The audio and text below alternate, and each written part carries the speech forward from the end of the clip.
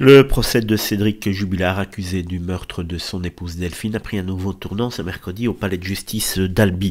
Au troisième jour de l'audience, la défense a choisi d'attaquer directement le directeur d'enquête, Bernard Lorvelec, un gendarme chevronné, certes de 57 ans, chargé de piloter les investigations depuis le début de l'affaire, ou quasiment.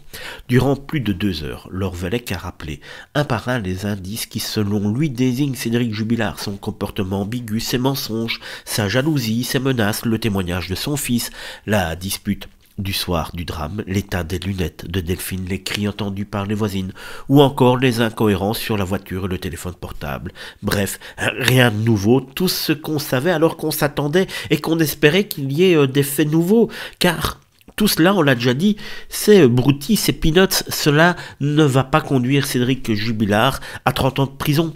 Il n'y a rien en l'état qui prouve véritablement la culpabilité de Cédric Jubilard. Pour lui, tout converge vers un seul scénario.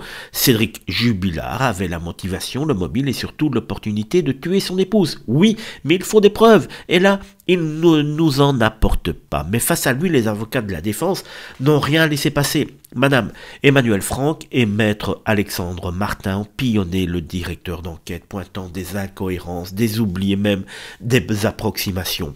Pourquoi la boîte de lentilles de Delphine n'a-t-elle jamais été recherchée? Pourquoi aucun procès verbal ne mentionne les différents chemins possibles pour entrer de l'école, ce qui expliquerait que la voiture aurait été mise dans un autre sens? Et surtout, comment affirmer que les cris entendus par les voisines étaient bien ceux de Delphine pour l'enquêteur? Réponse, il n'y a que Delphine qui aurait crié ce soir-là, on croit rêver.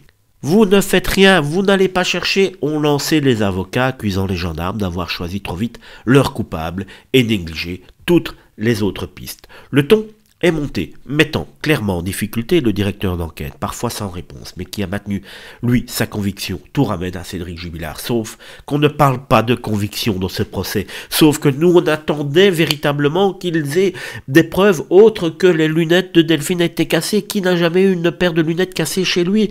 Mais cette boîte de lentilles qu'ils n'ont pas recherchée, effectivement, si le Delphine l'avait sur elle, cela veut donc dire que ces lunettes n'ont pas été cassées ce soir-là, lors de la bagarre, vous comprenez, et le directeur d'enquête n'a pas su répondre et s'est un petit peu perdu dans ses explications. C'est pour ça que je vous le dis, aujourd'hui est peut-être déjà un tournant dans ce procès Jubilard. On a tous envie de connaître la vérité et vous êtes nombreux à avoir envie que Cédric Jubilard soit coupable et condamné. Mais il va falloir des preuves. Et aujourd'hui, le passage de ce directeur d'enquête a fait quand même un petit peu directeur d'enquête de chez Wish. Excusez-moi l'expression. Ce duel tendu entre enquêteurs et défense illustre la complexité d'un dossier sans corps, sans aveu, où chaque faille dans l'enquête devient une arme pour semer le doute dans l'esprit des jurés. Vivement, donc dans 3 semaines et demie qu'on ait ce verdict qui est tellement attendu.